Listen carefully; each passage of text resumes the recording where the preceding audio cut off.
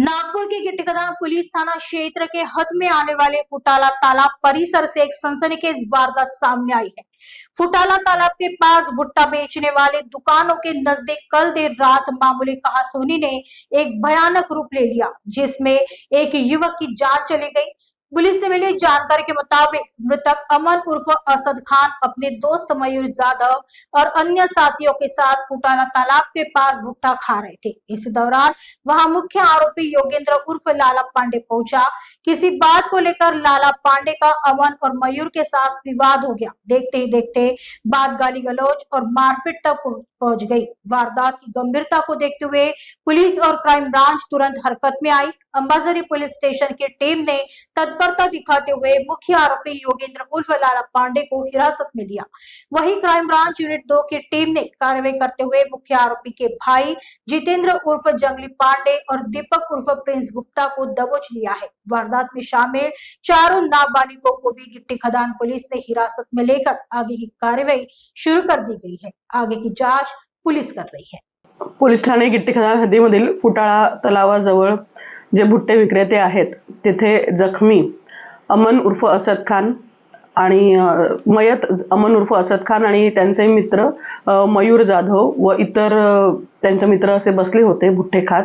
आणि त्यावेळेस मुख्य आरोपी योगेंद्र उर्फ लाला पांडे ह्या तिथील भुट्टे विक्रेत्याकडे आलेला होता आणि तेथेच लाला पांडे आणि मयत आणि जखमींमध्ये तात्कालिक वाद होऊन तिथे त्यांचे शिवीगाळ आणि हाणामाऱ्या चालू झाल्या।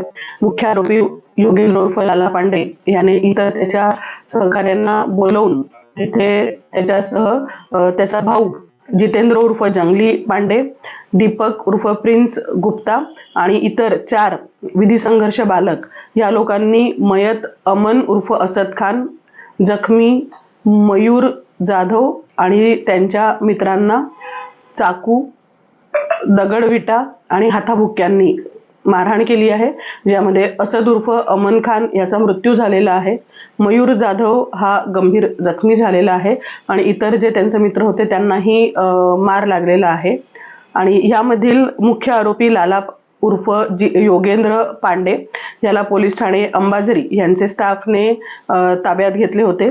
तसंच त्याचा भाऊ जो ज्याचा क्राइम रेकॉर्ड आहे असा जितेंद्र उर्फ जंगली पांडे यास आणि दीपक उर्फ प्रिंस गुप्ता या 2 आरोपींना क्राइम युनिट 2 यांनी त्यांच्या अधिकारी आणि कर्मचाऱ्यांनी ताब्यात घेतलेले आहे। त्याशिवाय जे विधी संघर्ष बालक आहे त्या सर्वांना पोलीस ठाणे गिट्टी खदान यांच्या स्टाफने ताब्यात घेऊन योग्य ती कायदेशीर कार्यवाही केलेली आहे। यामध्ये एकूण किती आरोपी यांच्या काही गुन्हा रेकॉर्ड आहे का? यामधील मुख्य आरोपी लाला पांडे, जंगली पांडे आणि त्यांना साथ देणारा दीपक उर्फ प्रिन्स असे हे 3 आरोपी आहेत ज्यांना अटक करण्यात आलेली आहे। आणि त्याच्याशिवाय 4 विधी संघर्ष बालक आहेत।